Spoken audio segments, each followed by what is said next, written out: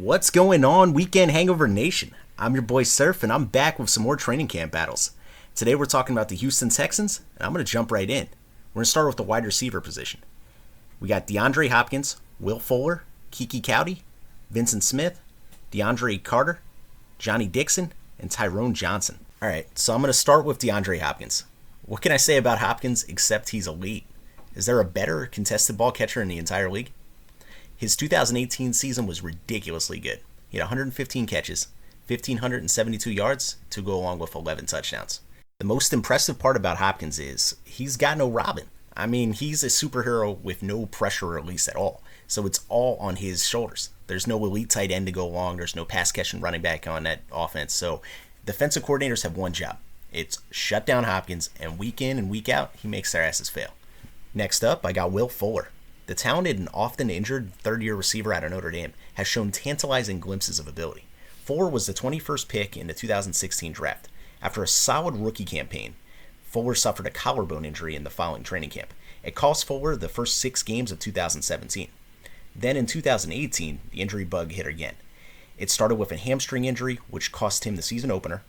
Fuller recovered. He thrived over the next 7 games. He put up 32 catches for 503 yards and 4 touchdowns. During Week 8 against the Miami Dolphins, Fuller tore his ACL, ending his 2018 season, obviously. This is a big year for Fuller. The Texans clearly believe in his abilities. They picked up his 5th-year extension in April. So, again, 2019 is a make-or-break season for Will Fuller. Next, I got Keke Coutee. Coutee was a 2018 4th-round pick out of Texas Tech. Coutee had a rough start to his pro career, missing his first 3 games of the season with a hamstring injury. Then in his debut against the Colts, Coutee burst onto the scene. He had 11 catches for 109 yards. That pesky hamstring nagged Coutee all of 2018, keeping him to only 6 games played. In total, his rookie stats weren't bad. He had 28 catches for 287 yards and a touchdown. Coutee showed signs of being a big-time piece, especially out of that slot, but also showed worrying signs of soft tissue injuries that hopefully he can overcome. Next up, I got Vincent Smith. He's a 2018 undrafted rookie free agent. Smith was a pleasant surprise for the Texans in 2018. He made the roster straight out of camp, and he's a former Limestone College great, I don't say that often, with impressive size at 6'3".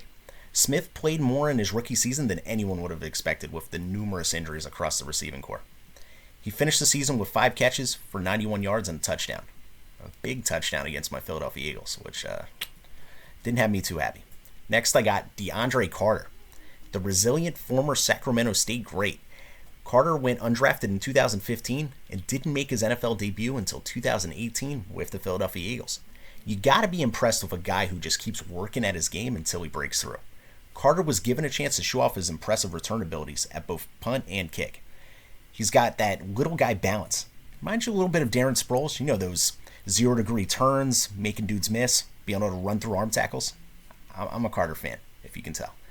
Next, I got Johnny Dixon. Dixon was an undrafted rookie free agent out of Ohio State this year. I covered Dixon in my undrafted series about the Houston Texans a couple weeks ago, so I'm not going to say too much about Dixon except for the fact that Dixon's college career was built on special teams play and taking the top off. So, if you're trying to make a roster, that's 2 things right there that I love, right from the jump. Lastly, I got Tyrone Johnson, another undrafted free agent receiver. Johnson played his college ball at Oklahoma State. Like Dixon, he specializes in taking the top off. Johnson averaged over 16 yards per catch during his college career. While Johnson's deep game is not to be questioned, the rest of his game is very, very raw. So, he might be one of those one of those sign and stash guys because he didn't get drafted. Here's my prediction. The top 3 on the roster aren't going to be contested. Hopkins, Fuller, and Coutee, boom, solid, set in stone. After that, the unit's a bit murky. I got Carter backing up in the slot, and I got Smith and Dixon backing up on the outside. Now, here's my breakdown. Talk about a top-heavy position. Hopkins is arguably the best receiver in the game today, but he's going to need help. If Fuller and Coutee can stay healthy, which are big ifs, they're talented enough to provide that help. While the lower half of the position doesn't provide as much as far as experience goes, both Smith and Dixon provide very intriguing upside. Staying healthy and staying on the field is going to determine the strength of this receiving corps. Moving on, let's talk about the safety position. All right, we have Tayshaun Gibson, Justin Reed, Breon Boddy-Calhoun, Jaleel Addae, AJ Moore, and Chris Johnson. Okay, I'm going to start out with Tayshaun Gibson. He's an 8-year NFL vet and former Wyoming Cowboy. Not sure why I mentioned his college, 8 years in the NFL, but hey, I like Wyoming. Gibson was sort of the consolation prize for the Texans after failing to re-sign Tyrann Mathieu and getting outspent in pursuit of Earl Thomas. As far as consolation prizes go, the Texans could have done a lot worse. Because Gibson, he's a reliable tackler, and at times he can be a ball hawk coming down from center field. Gibson will be looking to rebound from a subpar 2018 season. Next up, I got Justin Reed. He's a 2018 third-round draft pick out of Stanford. Reed put together an impressive rookie season, compiling 88 tackles, 10 pass deflections, 3 interceptions, and a touchdown. Justin Reed is the brother of Panther safety Eric Reed. Reed finished the season a bit banged up. He suffered a rib injury in the Texans' postseason loss to the Colts and had off-season wrist surgery. The Texans are hoping Reed builds on his rookie season and takes this transitioning secondary to another level. Next up, I got Brian Boddy-Calhoun. He's a 2019 free agent signing. Boddy-Calhoun comes to Houston from Cleveland, where he played 43 games in 3 seasons, so lots of experience. Boddy-Calhoun brings positional versatility, with his ability to play cornerback as well as safety. He also brings special teams experience, which if you've listened to me in the past, you're probably tired of hearing me say it, but I'll say it anyway. It's key when you're trying to make a 53-man roster as a backup. You got to do more than to ride the pine and play in big dime sets. Next, I have Jaleel Addae, yet another veteran 2019 signing in this Texan secondary. Addae had been with the Chargers since 2013 before moving on this past offseason. Now, as far as Addae's game goes, I describe him as solid. He's not a playmaker with the ball in the air, but he's a solid tackler, and he doesn't take himself out of position, so the Texans got a steal. When they signed Addae to such a cheap deal, he's an ideal third safety. He's got experience, he can step in if injuries occur, and he's just a solid dude. Next, I got AJ Moore. He's a second-year safety out of Ole Miss. He went undrafted in 2018. Moore was a special teams ace in his rookie season, making 11 tackles and recovering a fumble. Moore will be looking to see some snaps on defense this season, but we'll see. Again, I like the fact that he plays special teams. It always helps. Lastly, I got Chris Johnson. He's an undrafted free agent out of North Alabama. Johnson has great size at 6'3", 200 pounds, and has a really, really good frame. Johnson's got a nose for the football when it's in the air. In 2017, he finished the season with 6 interceptions. Johnson's got quite a few hurdles to climb if he's going to make this 2019 roster. Okay, here's my prediction. I got Tayshaun Gibson starting at the strong safety. I got Justin Reed at the free. Jaleel Addae as the third safety, and Brian Boddy-Calhoun and AJ Moore adding depth and special teams experience. All right, here's my breakdown. I think Justin Reed has a chance to be really good in this league. I saw it during times in Stanford, and he really showed flashes his rookie year. The additions of Gibson and Addae, they might not be flashy, they might not be exciting, but they are essential. The experience the Texans added this offseason will hopefully mitigate some of their losses. I expect the safety unit as a whole to be solid, if not really good in 2019. All right, now let's take a look at this corner group. I got Jonathan Joseph, Bradley Roby, Aaron Colvin, Lonnie Johnson, Johnson Batamosi, Xavier Crawford, Jermaine Kelly, Deontay Burton, and Derek Beatty. Okay, I'm going to start out with Jonathan Joseph. Way back after the 2010 season, there was this narrative that Nnamdi Asomugha was the best corner in free agency. He signed a 5-year, $60 million contract with the Philadelphia Eagles.